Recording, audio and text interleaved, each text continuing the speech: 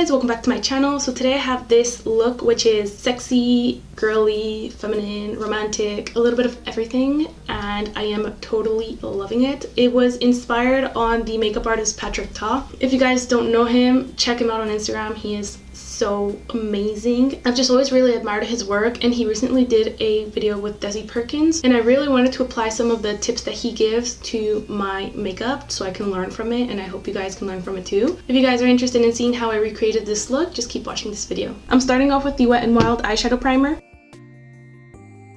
The primer so my eye makeup doesn't crease, but now to cancel out the redness and kind of pigmentation I have on there, I'm gonna go in with the foundation. And I want to use a foundation so it just blends in nicely into the rest of my face. Now to set that, I'm using the Mercier translucent powder. Today I'm going to be using my 35O palette by Morphe. I'm going to start by applying this shade as a transitional shade.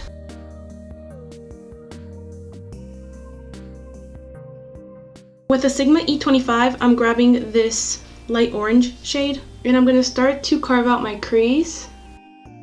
With my eyes open, I like to map out where I want to apply it, and then once I have the shape, I will look down and start to build it up. This is just so the eyeshadow is visible once my eyes are open, because my eyes are a little bit hooded. To blend everything, my favorite brush is this Morphe 330 brush. It's amazing. It just fits in perfectly, kind of flat, but still with movement. For my lid color, I'm grabbing this duochrome shade, and I'm going to wet my brush so it's a little bit more intense with setting spray. I'm applying this one up to the crease. Grabbing some of the orange again to blend out the edges of these two. Then from the Smashbox Shape Matters Eyes palette, I'm grabbing Rose Hip, this Dusty Rose shade, and I'm adding this one to the crease, just layering it on top of the other ones.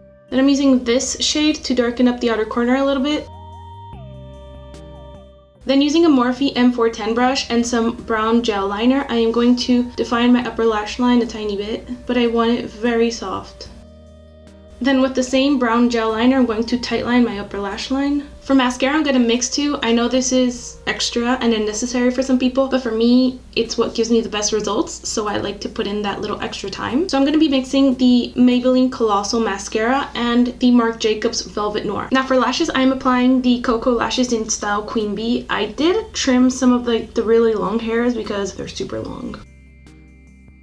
I feel so special with these lashes on. Now to prime my skin, I'm using the Kat Von D Lock-It Featherweight Primer.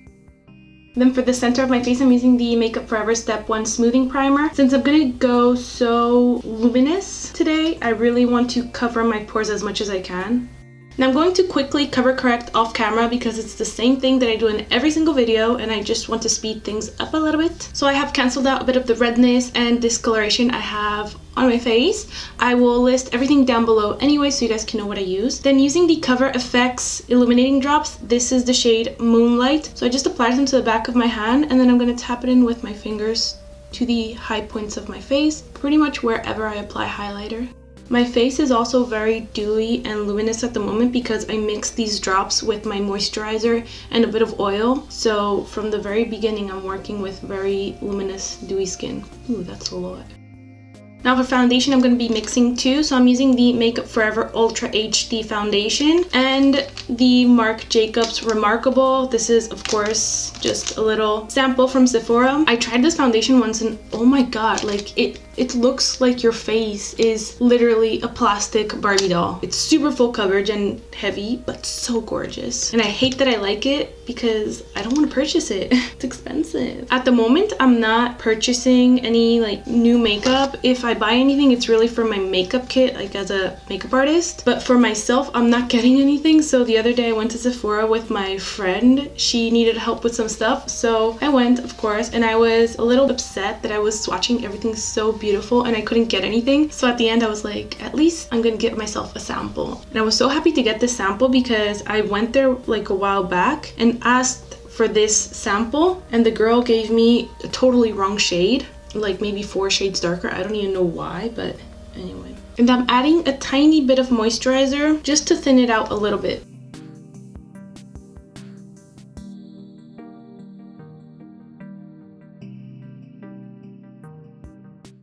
don't know if you guys have seen Patrick Ta's work on Instagram, but the skin is always so incredibly glowy and dewy and radiant and youthful and flawless. It's really impressive. I really admire his work so much. For concealer, I'm using the Born This Way by Too Faced.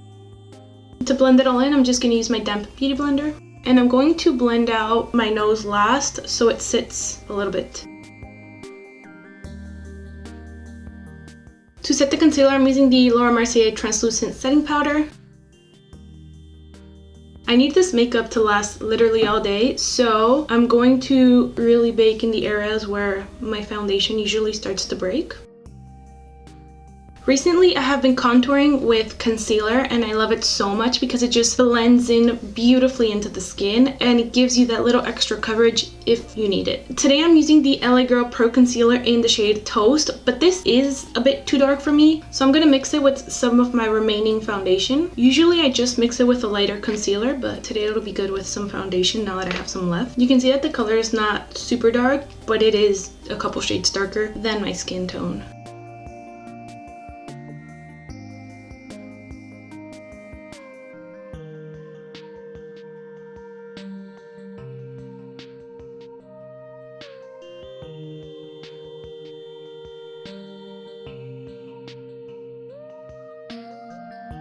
I'm very sorry if the camera is making me look very yellow. It's just how it's turning out with the background. I don't know why. Now using this big fluffy brush, I'm going to lightly powder the rest of my face with the same powder, but so gently. Using Laguna, I'm going to warm up my face a little bit more.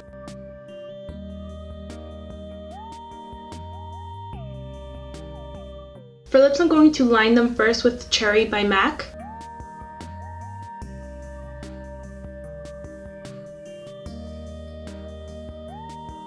So I filled in my lips. I always like to fill them in with the lip liner just so if the lipstick wears off, it wears off evenly. Then on top I'm using this lip paint by Tattoo Junkie in the shade Pucker Up. I am loving this color. Why do I look yellow? For highlight, I'm using the That Glow Kit by Anastasia and I'm grabbing the shade Bubbly. I'm really going to stick to the same color family of these like red, peachy, corally colors.